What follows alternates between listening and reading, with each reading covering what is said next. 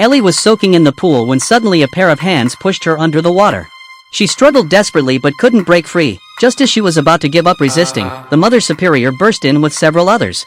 They pulled the woman away forcefully, and Ellie was finally out of danger. To ensure the fetus was safe, the doctor gave Ellie another exam. It turned out that not long before that, Ellie had felt suddenly unwell. She dropped to her knees and vomited repeatedly. When she came to her senses, she was horrified to find a tooth in her vomit. Terrified, Ellie took the tooth to a doctor, but after examining her, the doctor discovered something shocking. Ellie, a virgin, had mysteriously become pregnant. The priest was convinced this was a child sent by God, so he insisted Ellie give birth to the child and declared her a holy maiden.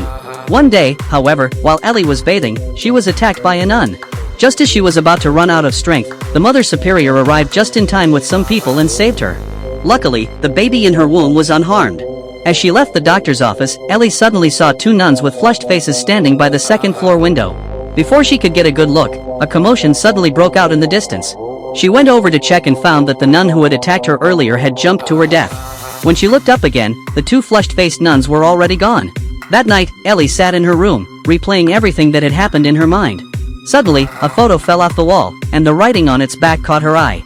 She hurried to look up the verse in the Bible to figure out its meaning. The authentic one is the angel of life. Filled with fear, Ellie then noticed a faint light under the door.